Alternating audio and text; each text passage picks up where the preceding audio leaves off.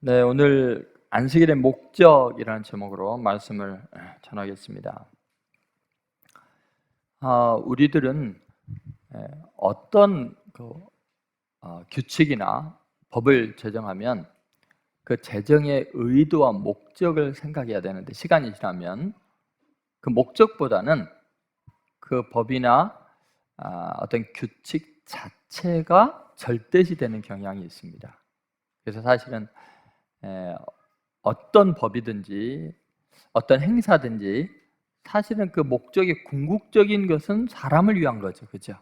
그 공동체 많은 사람들을 위해서 어떤 행사도 하고 법도 정합니다. 그런데 그 법을 지키는 것이 공동체 전체는 굉장히 중요합니다. 많은 사람들이 다치거나 상처를 받지 않기 위해서, 또 고통을 겪지 않기 위해서는 그 질서를 지키는 것, 법을 지키는 것은 가장 기본적인 일이죠. 첫 번째 우리가 생각할 것은 이것입니다. 그 규율보다 사람이 목적이다. 어떤 규칙이나 규율보다, 여러분, 어떤 행사보다도 사람이 최종적인 목적입니다. 여러분, 하나님께서는 우리에게 안식일을 주시고 여러 가지 율법 조항을 주고 성경에 여러 가지 말씀들을 기록한 것은 누구를 위한 거예요? 우리 인간들을 위해서 주신 거예요. 그 조항 자체가 목적이 아니에요. 그리고 안식일을 제정하신 그 목적을 가장 잘 아는 분은 하나님이세요. 그 만드신 분이 목적이 있으니까 만든 거 아니겠어요? 그러면 안식일은 뭐 하기 위해서 준 거예요? 사람이 끊임없는 탐욕 때문에 쉬지 않고 일하고 다른 약한 사람들을 노예처럼 부려먹으면서 쉼을 안 줄까 봐 사람을 쉬게 하기 위해서, 그리고 육체적인 노동에만 시달릴까 봐 영적인 하나님과의 친밀한 교제를 하면서 너희들이 물질을 많이 버는 것보다 너 영혼이 풍요롭게 되고 너희가 물질과만 상대하는 게 아니라 살아계신 하나님을 예배하는 영적인 거룩한 존재다, 이걸 깨닫게 하려고 안식일을 만드신 거예요. 그런데 여러분, 유대인들은요, 안식일의 규례를 이제 지키려고 하다 보니까 안식일을 자기 목숨보다 더 중요하게 여겼어요. 그래서 마카비 혁명 때요, 참 비극적인 사건이 하나 일어납니다. 이 전쟁이 일어나는데 지금 수리아군이 쳐들어오는데 이게 왕강이 방어를 하니까 이 수리아군이 도저히 이게 돌파를 못하는 거예요. 그런데 가만히 보니까 안식일이 되면 유대인들이 쉬고 있는 거예요. 방어만 하지, 이제 가만히 있지? 뭐 이거 공격도 안 하고, 뭐 작전도 안 쓰고, 다 안식을 하고 있는 거예요. 옳지, 잘 됐다. 그래서 이제 추적해 들어가는데, 아주 큰 동굴에 그 유대인들이 이제 숨어 들어가 있는데, 안식일이 돼서 쳐들어가는데, 그 사람들이 방어를 안 하는 거예요. 적극적으로 방어를 안 하는 거예요. 그래서 옳거니 잘 됐다고 해서 사람들을 그 굴 속에서 못 나오게 하고 나무를 다 집어넣고, 불을 태워서 다 죽였는데도 아무도 도망도 못 가고, 일하면 안 된다고, 움직이면 안 된다고 다 죽었어요. 그러면서 유대인들은 이렇게 목숨을 걸고 안식일을 지키는, 하나님의 율법을 지키는 자들이라고 스스로 그 조상들의 행위를 굉장히 귀하게 여기면서 안식일을 범하는 사람들을 돌로 쳐 죽이고, 그런 상황이 된 거예요. 자, 여러분, 안식일을 주신 목적이 뭐라고요? 인간을 자유케 하고 사람을 위해서 만든 건데, 그 안식일을 지키기 위해서 죽기를 하나님 원하시겠어요? 여러분 자녀들이 여러분이 어떤 뭐 이거 해라, 이거 하다가 그걸 아버지의 말씀을 지키기 위해서 내가 목숨을 건다고 죽으면 좋겠어요? 여러분 한번 잘 생각해 보세요. 교통신호는 사람의 생명을 보호하기 위해서, 안 다치게 하기 위해서 있는 거지, 교통신호를 지키기 위해서 목숨을 걸면 되겠어요? 여러분, 우리는요, 하나님에 대해서 너무 오해를 많이 해요. 하나님은 정말 사랑이 많으신 분이에요. 우리 인간, 어떤 인간보다도 우리를 지극히 사랑하시는 분이에요. 근데 여러분이 어떤 항목을, 어떤 율법을, 어떤 계명을 지키기 위해서 목숨을 거는 걸 기뻐하시겠냐고요. 여러분, 우리가 하나님 앞에서 규칙을 절대시하고 규례들을 생명보다 귀하게 여기는 그런 마음들은 하나님의 본심을 모르는, 오히려 하나님의 마음을 아프게 하는 거죠. 여러분, 우리는요, 이걸 한번 잘 생각해 보셔야 돼요. 우리들이 행하는 이 모든 것들이 어떤 의미에서 사람보다 귀한 것이 뭐가 있겠나. 하나님께서 그 독생자를 십자가에 못 박아 죽게 한 이유는 한 영혼 한 영혼을 구원하기 위해서요. 자기 외아들 희생해서 죽일 만큼 인간이 귀한 거예요. 그래서 성경에는 한 사람의 생명이 천하보다 귀하다고 말을 하잖아요. 천하보다 귀한 것이 사람의 생명인데, 그 어떤 물질이든 이념이든 사상이든지 규칙이든지 이런 걸 위해서 사람을 희생하는 것은 하나님의 눈에 피눈물을 흘리게 하는 거죠. 여러분, 예수님은 안식일이 사람을 위해서 만든 것임을 굉장히 강조합니다. 그래서 오늘 본문과 병행 구절인 마가복음 2장 23절과 27절에 보면은 이런 일이 있습니다. 자, 같이 한번 읽어보겠습니다. 안식일에 예수께서 밀밭 사이로 지나가시되 그의 제자들이 길을 열며 이삭을 자르니 또 이르시되 안식일이 사람을 위하여 있는 것이요 사람이 안식일을 위하여 있는 것이 아니니. 여러분, 안식일은 사람을 위해서 있죠. 사람이 안식일을 위해서 있는 게 아니라는 거예요. 그런데 지금 제자들이요, 예수님과 함께 지금 12명 더 되는 장정들이 아무 일도 안 하고 지금 복음을 전하고 다니다 보니까 때때로 먹을 게 없는 거예요. 여러분, 12명의 장정, 예수님께 13명이요 세 끼 다 해결하려면 돈이 얼마나 많이 들겠어요. 여러분이 아무리 돈 많은 사람도요 몇 끼 사줄 수 없잖아요. 3년 내내 어떻게 사주겠어요. 물론 후원해 주는 사람이 있고 기적이 일어나면 누가 대접을 해주지만 어쩔 때는요 하루 이틀을 굶을 수가 있는 거예요. 먹을 게 없어갖고. 얼마나 배가 고팠으면 지금 바리새인 서기관들이 눈을 부릅뜨고 잘못한 것이 있나, 율법을 어긴 게 있나 하고 잡아 넣으려고 그러고 있는데, 아니 안식일에 이삭을 이렇게 훑어서 까불러서 먹은 거예요.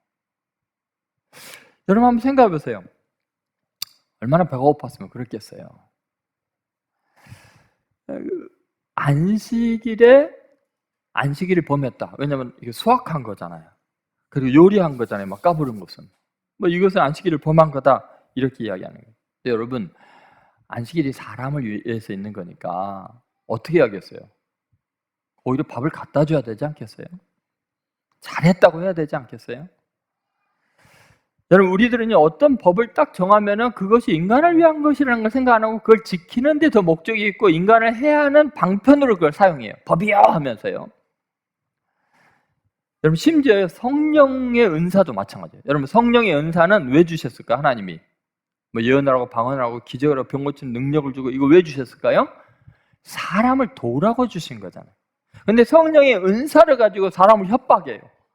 믿음이 없다고, 기도를 안 하니까 성령 은사가 없다고 막 이러고.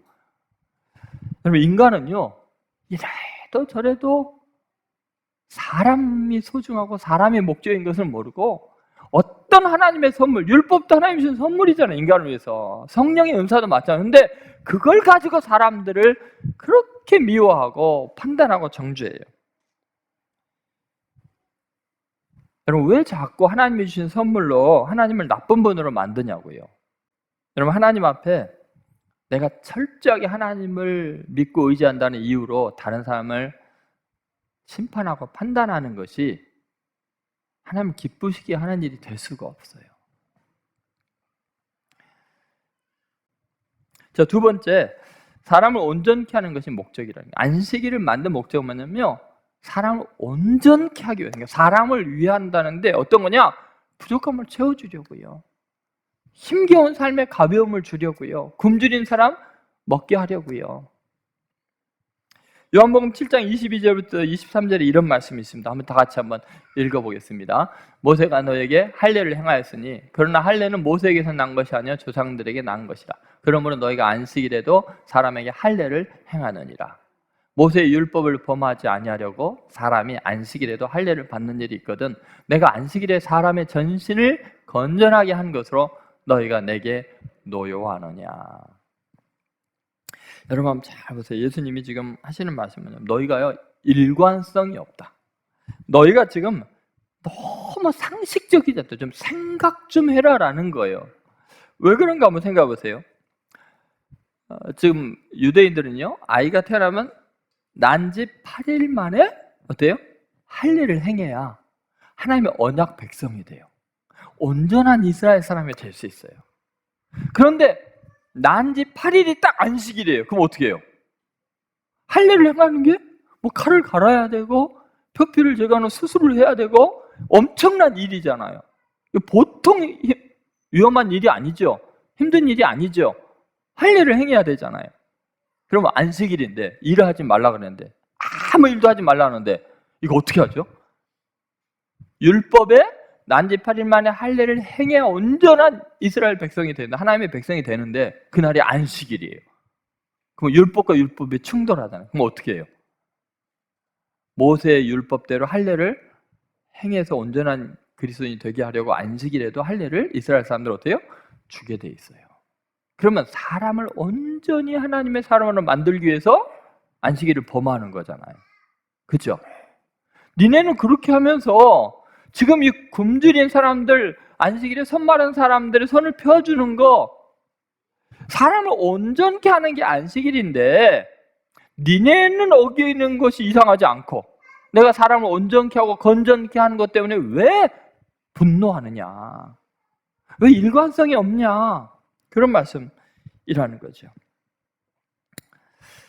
여러분, 결국 안식일의 목적은 사람에게 쉼을 주는, 그러면 병든 사람을 병에서 놓이는 것이 쉼을 주는 거예요.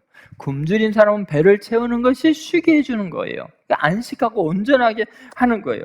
아픈 사람은 수술해줘요. 누군가의 공격을 받아서 죽게 생긴 사람은 방어해주고 구해줘야 그 사람을 안식하게 하는 거예요. 그러니까 안식일에도 전장이라 하면 막아야 돼요. 국민들을 보호해야 돼요. 군인들이 총을 들어야 되는 거예요. 여러분, 율법은요 불쌍한 사람들을 악으로부터, 강한 자로부터 보호하기 위해서 율법을 주신 거예요. 내 이웃을 내 몸처럼 사랑하라는 것이 하나님의 율법의 핵심이에요. 그런데 율법을 지키기 위해서 이웃을 미워해요? 정죄해요? 이게 지금 사람을 온전케 하는 게 아니라 사람을 피곤하게 하고 두렵게 만들고 위축시켜서 자기는 의로움을 드러내려고 하는 거죠. 여러분, 예수님께서 지금 뭐를 우리에게 원하시는가 잘 생각해 보세요. 여러분, 우리가 신앙생활을 하는 것은 사람을 행복하고 온전하게 하기 위한 거라는 것을 잊어서는 안 돼요. 누구를 억압하고 불편하게 하기 위한 게 아니에요. 믿습니까?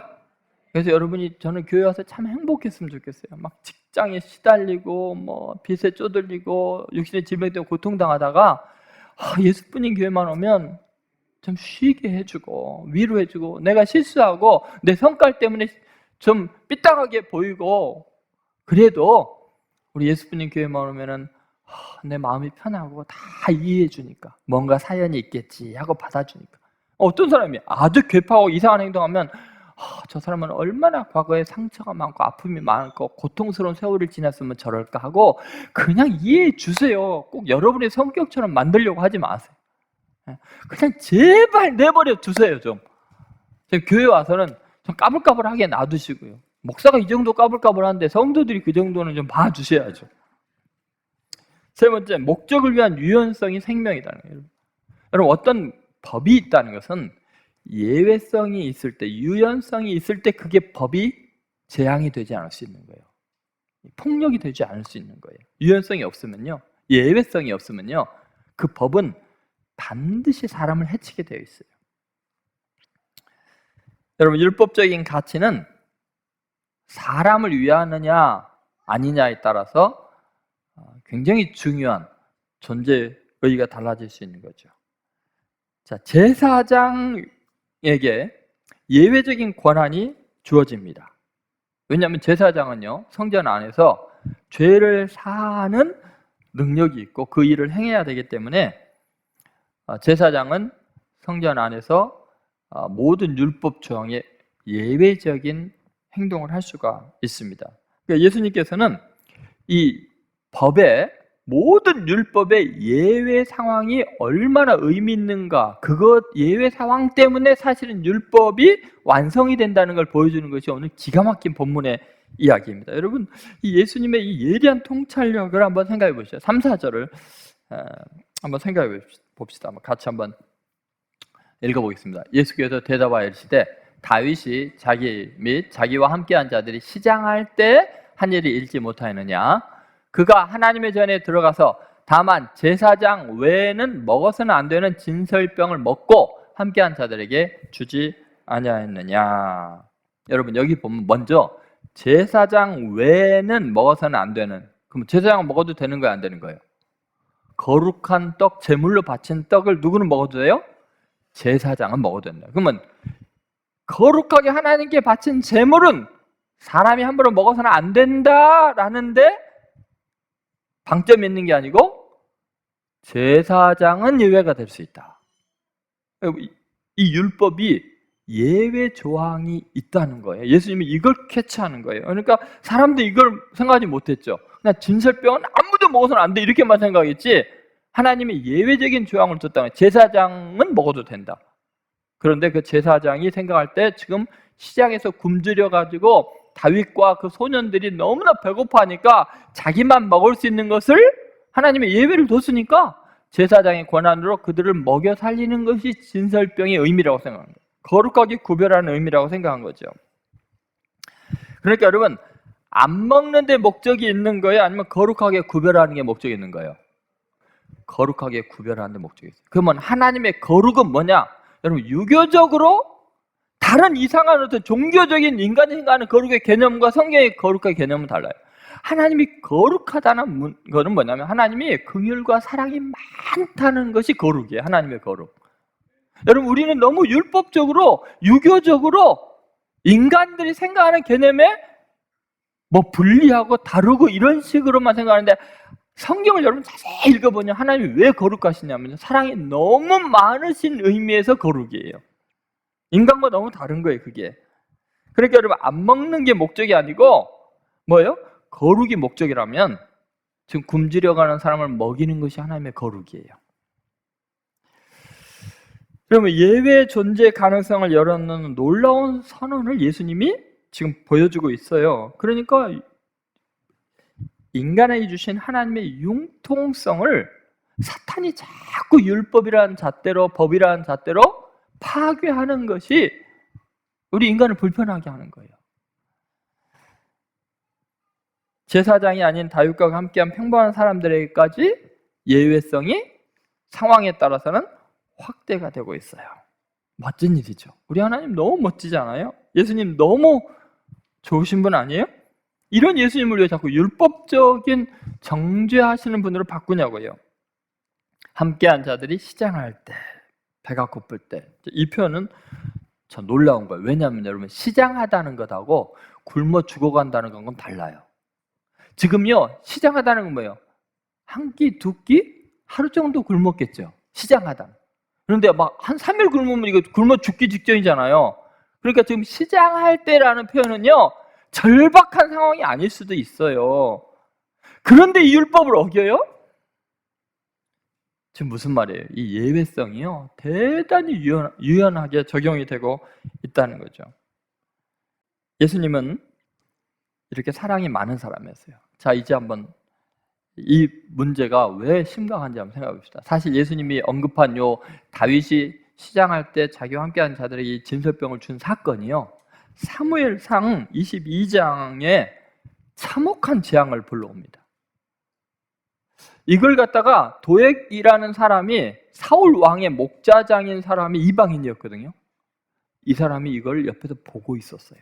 그러니까 보고 있으니까 다윗이, 제사장이 떡을 주고 칼을 주면은 제사장이 이렇게 사울 왕을 대적하는 게 될까봐 사울 왕이 심부름으로 내가 왔습니다.